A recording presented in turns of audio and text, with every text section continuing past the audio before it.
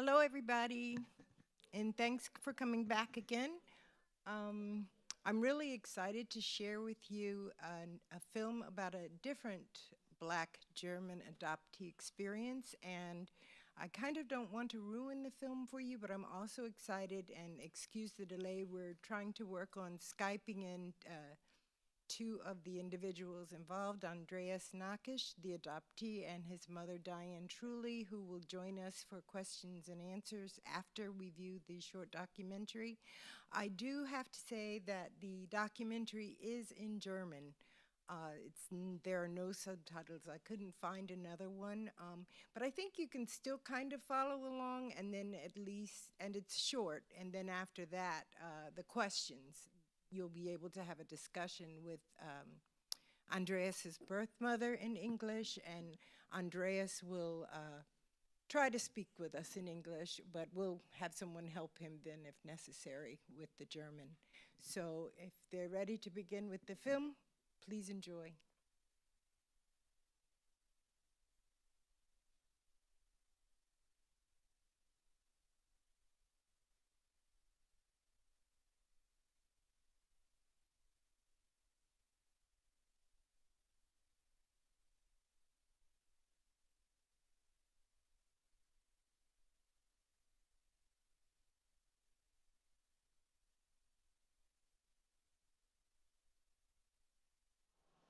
Is that okay? That's okay. For me, is that okay? Yes. Okay, wonderful. I'd like to ask first, what two things? What is it that the documentary did not get right, maybe, or that you feel may, if anything, would have been misrepresented, and also what might have been missing from the documentary that you'd like to share with us? And that's Um, either or both. Andy, you start. I begin. I begin with the idea for the documentary was when I found my mom. I was very upset. I was very shocked to hear what's happened in the U.S. in '62, and my mother was very upset to hear what's happened in Germany with me. And then we say, okay, we go in the public because that's a scandal. That's a scandal from racism, and my opinion is all where I found racism, you must go against it, and that goes on my bones. And I was angry, and I say, okay, I'm going in the public with it. And this point is in the documentary. I say very soft, because I made very clear. Aussagen. I don't know. Aussagen. You can translate it. Statement. You have it. Statement. We're good. Well, I think Clear you made statements. quite a What's statement. happened here in Germany with me? Yes, and this statement is, uh, it's too soft.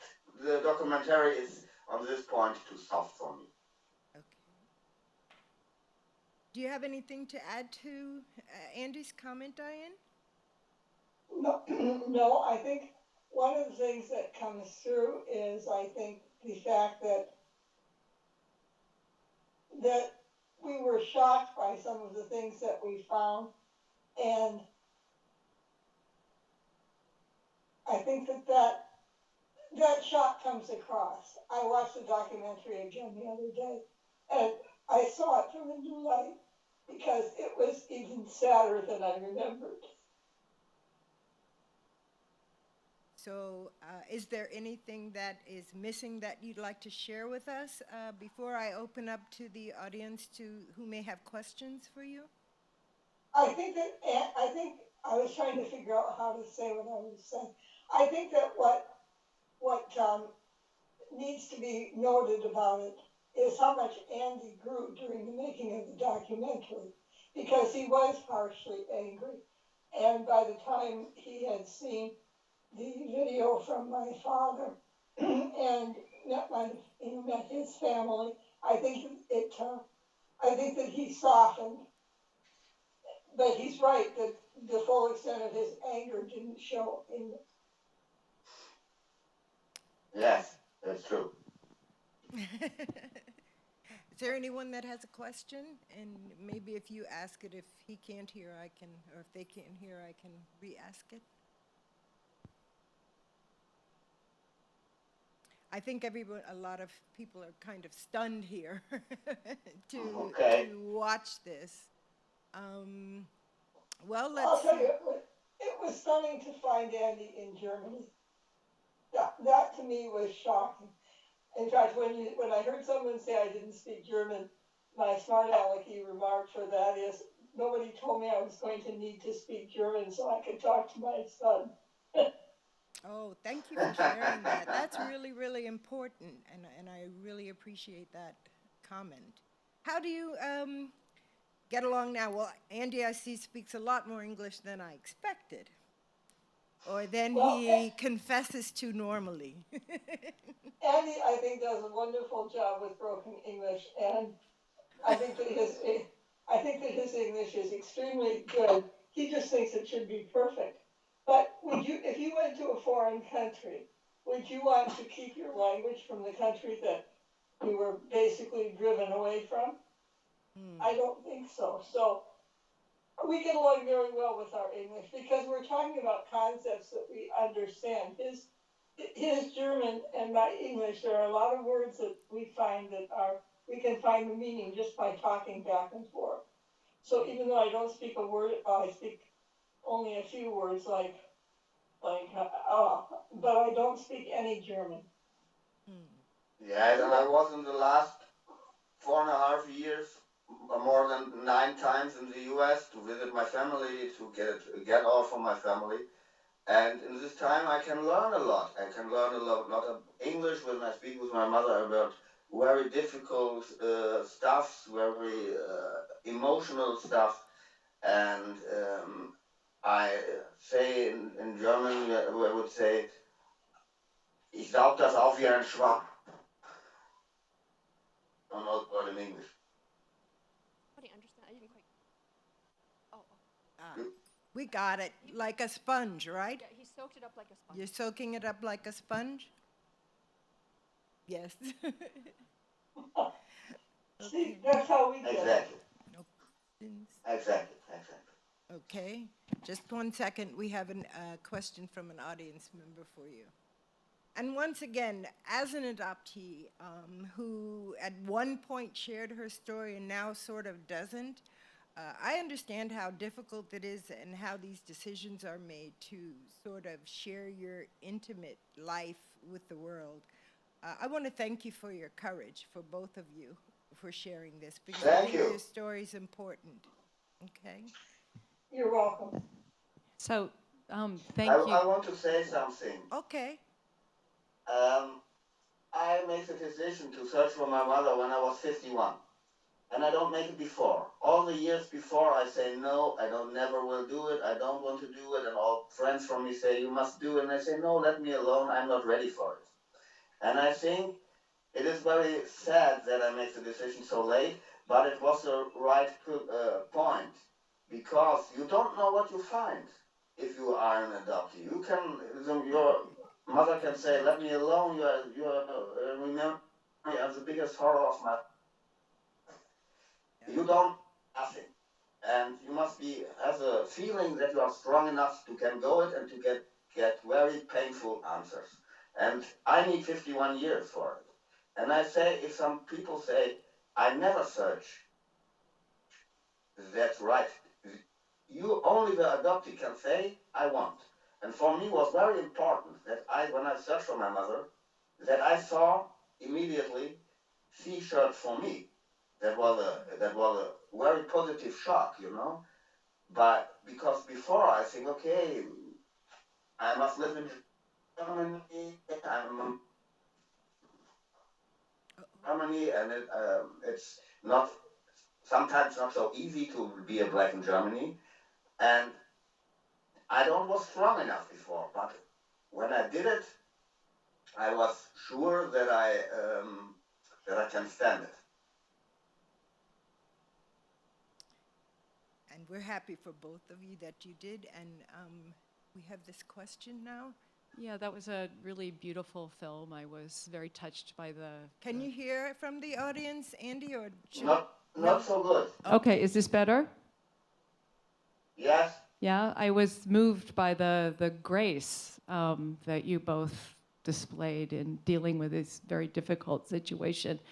And I'm wondering, Andy, if you had advice for adoptive parents, and especially adoptive parents of children of different race.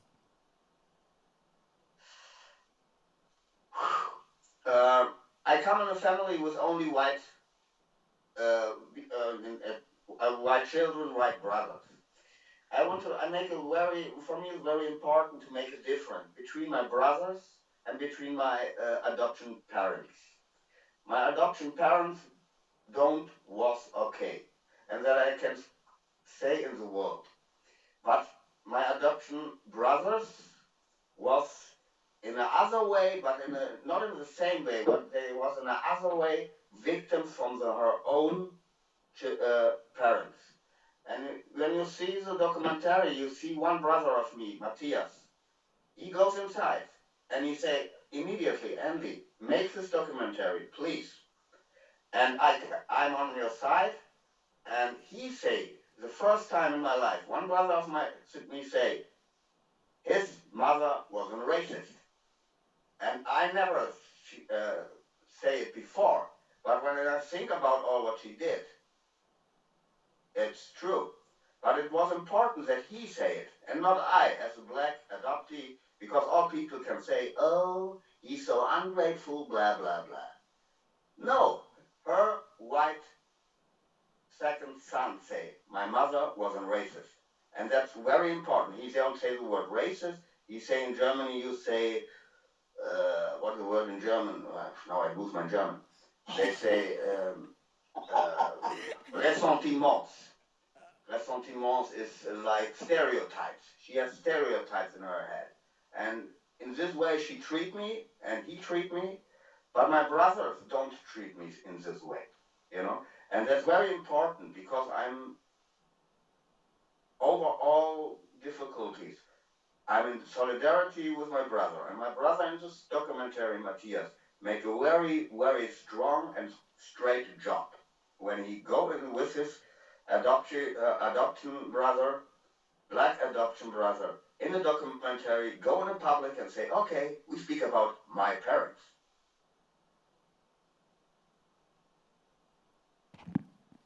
Well, another thing I'd like to say is, Andreas, I know that you know that I'm an adoptee and that my experience was very different than yours. All adoptee experiences are different. However, there are some things that I believe we share, and probably most of us share. And one of those moments was on the screen. Can you tell me what it felt like to see you actually being born, or reiterate that, that feeling of now you know you're human when you saw your birth certificate?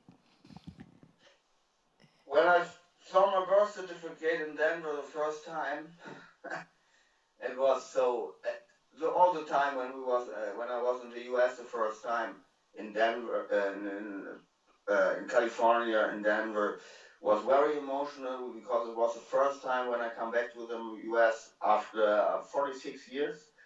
And before I say all the time I never go back to the U.S. because I was so about all this adoption stuff. I say in this time I stay too traumatized. But when I saw when I make all this, we make it, not I, we make it. My sister, my mother, and I. It was for me very, very important to get all the stuff and to get my real adoption, my real birth certificate, where I can see my name, where I can see where my father come, where I can see, okay, my father was an Ethiopian, you know, because this was for me very important, because all 51 years before I think I'm half Egypt. My father was in Egypt because my adoption mother lied to me. Or it could be that Catholic Charity lied to her. We don't know it. We never get it. But it was for me very important. Not for the paper. The paper is not important. To have, okay. Or more important was for me to have my mother and see, okay, we come in a very good connection, in a very near connection, and we can speak about all. She'll know all what she can ask me all, and I can ask her all. That was for me important. And to make the documentary, to get this all, it was an explosion for me, an emotional explosion. And how are the two of you doing now? I know that, I expect that you're healing, but I know this will be an ongoing process in the future. But are you together often now? Do you see each other often? How often are you in contact? Yes, we do see one another often. Andy, as Andy said, he's been to the U.S. 9 times, is it, in the last 5 years? And we talk regularly. Yes, 9 times, more than a half year. Yeah. I try to come 2 times, then I come 3 times in the year to the U.S. How it's possible for me, for my mother, for my aunts. It's for me very important to come I can, because we lose a lot of time, but we can enjoy the time, or can use the time what we have now. Okay, and I think that we're probably going to have to close soon, yeah? Oh, is there any more questions? Oh, okay, right here, I'm sorry. Oh, I don't get it. No, because we don't want to miss. I just want to make sure with the conference conveners, but if we have time, I'm happy. Guten Tag. I want you to know, Andreas, how much encouragement you give me. Can you come here? Because I don't think he's going to hear you, and I don't want to reinterpret what you have to say. Okay. If you Yeah, don't. I can't Or even speak hear him. loud. Can you hear? I want you I to cannot know hear him. how much I can hear. Okay. how much encouragement you give me. I did not start to look for my mother until now, and I'm 68. I was so afraid to search. What if she shut the door in my face? I was born in Germany and adopted by a military family. And I'm sure my mother felt she was doing the best she could for me at that time. But I wanted you to know you touched me and you helped me to move on in my search. Thank you. Vielen Dank. I'm happy to hear that. Thank you. Because, I learn from other people, and when you say now that was helpful for you, I'm grateful. Thank you. Yeah, Sarah, I think, had a question here. I'm wondering if Diane stayed in contact with Andreas's father after the birth, and I'm also wondering if you've made any efforts to try to find him and make contact with him. I did hear from him. I did hear from him after he went back to Ethiopia about a year and a half. Well, I was still in touch with him until about a year and a half after Andy was born.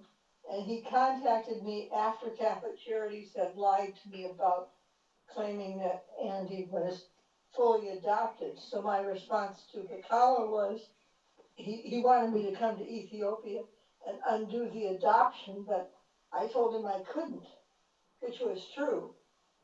And so I never heard from him again. We have tried looking for him. We haven't succeeded in finding him. We don't know if he's still alive. He would be 83 if he were still alive.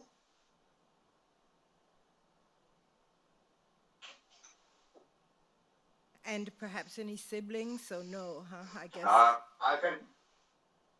Yes? I don't know if I have siblings. I have 2 siblings. Yes, I have 2 sisters. Okay. But that's That's from my side. If you're talking about the column. Oh, the connection is not good. Ah, okay. I can hear perfectly, but Hi, apparently you can't. We have I another can say question. about to search for my father. Oh, Yes, I'm sorry. Go I ahead. can answer that question. Is Okay. it right? Okay. Answer. Oh, I make different steps to search, try to find my father, and I make the steps. Some I make together with my mother, and some I make alone. I go to the Ethiopian community in Germany. I wrote the embassy from Ethiopia. I wrote the embassy from Germany. And you haven't had any result yet. So are you still going to continue? Have we lost you, Andy?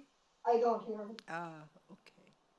Yeah, he's not lit up again. Let's see, how do we? Yeah, I think he's Oh, lost. he's coming back. Let's see.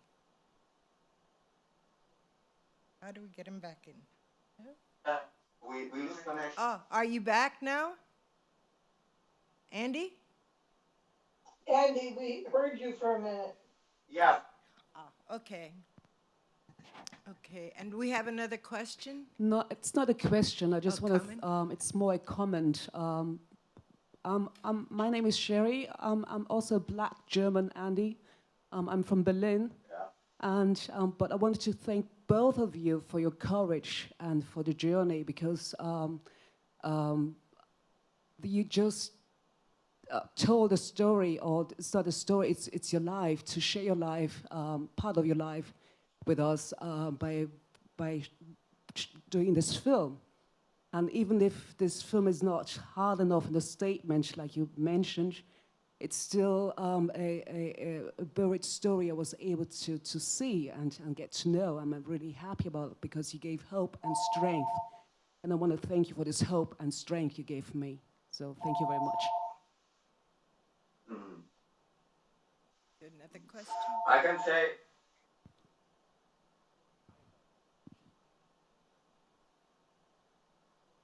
Did I hear correct? I want to thank you. Yeah, I cried all the way through because it just reached so deep into me. I just want to get clear? Did you say he lied that he was Egyptian and not Ethiopian? Did I hear that correctly? Yes, you did. I'm going to jump in on this one, if I may. I made every effort for Andy to have his adoption parents know that he was Ethiopian. And they even tore that from him. And it makes me really, really angry.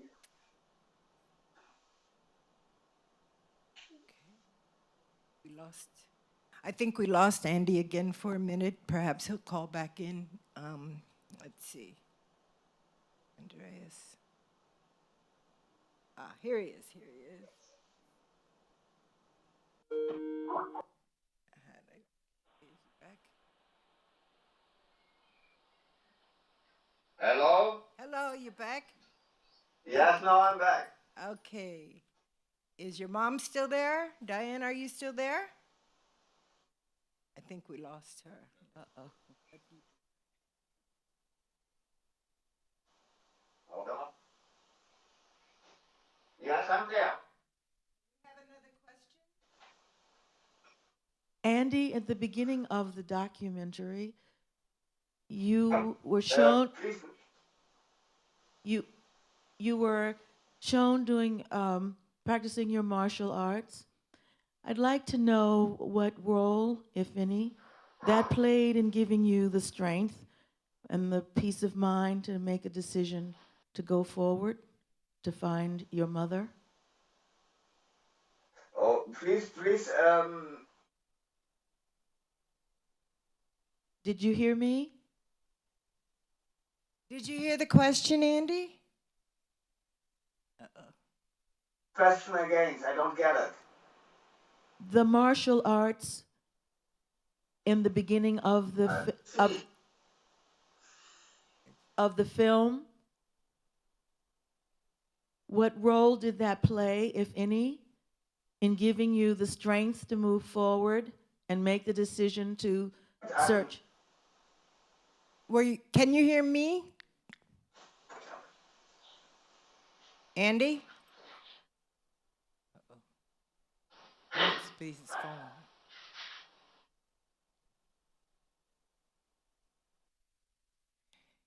Andy, can you hear me now?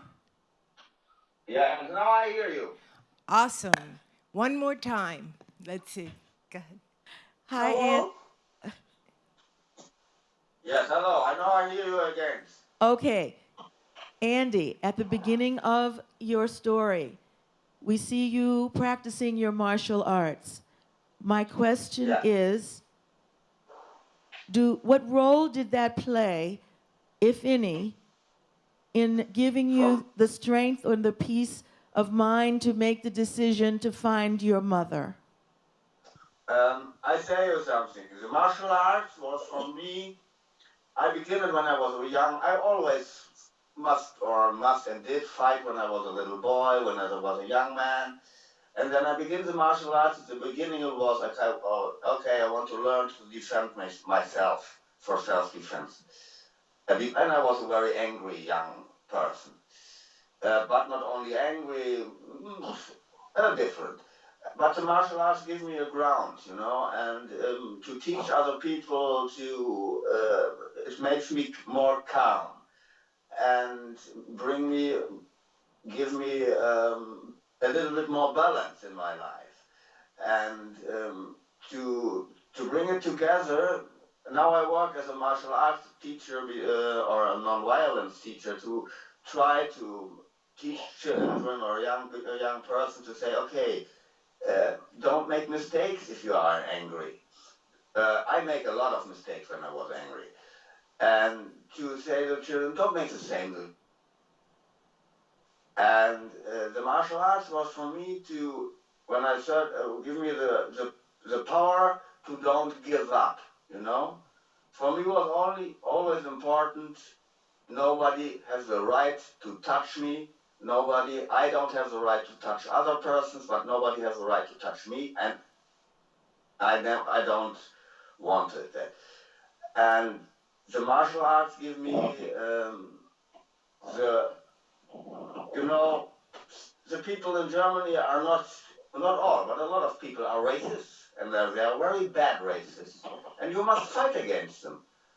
And then was for me the point in the martial arts, okay, nobody can break me. And that was the reason why I can find my mother. Because the martial arts gives me the balance to don't give up. Because when I have enough points in my life where I was very upset, angry, sad, all together. But it don't break me. And then I can make the decision when I was 51 to say, okay, now I'm strong enough. I want to deal with the answers, what I get. And I get very good answers. I get very painful answers, but the best answer is, okay, I are in a very good connection to my mother, to my aunt, and to one of my sisters. Yes? And what do I want more? Nothing. And the martial art was a very important point in my life. Thank you, Andy. Vielen Dank. Is there another question? Okay. Besides the martial arts, with such a traumatizing childhood,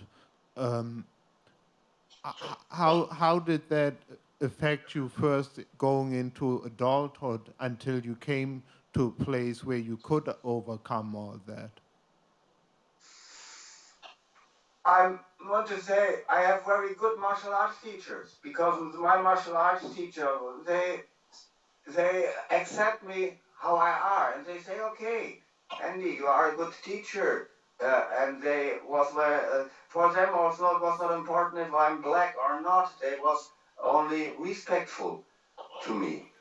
And the martial arts, you can make the martial arts in different ways. You can make it in the way to make a person aggressive, to a stupid, aggressive fighter, or you can make the martial arts to make a person to say, okay, first you must speak with yourself and not with other people. And with your body, with your mind, and to make meditation, to come down.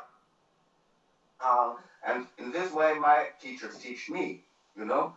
You say, you know, I hate violence, but I'm able to defend myself, and that's important. And that's the reason why I say I'm a non-violence teacher. And this way was a martial arts for me to say, okay, I do it, and I get my school graduation very late, and there was a martial arts like it gives me a little bit. I don't have roots before, and the martial arts give me a little roots, you know. Is there another question? Okay, I think we're going to close now, but I'd just like to say thank you again. I know we've been trying to set this up, not even just for this event, but we've been hoping to have this conversation for quite a number of years. And I would love to meet the two of you in person. I'm glad that we were able to at least bring you in virtually, but hopefully we'll have another event and you'll be able to join us. I can't thank you enough. And before I say goodbye, Diane, when I get back home, I'll beat you again in Words with Friends. Yes. As long as we can do it in English. That's right. Thanks so much. We can do it in English. All right. Okay, we're going to clap for you now. Thank you so much, and I'll be in touch again soon. I'm glad we made it work. You're welcome. Bye.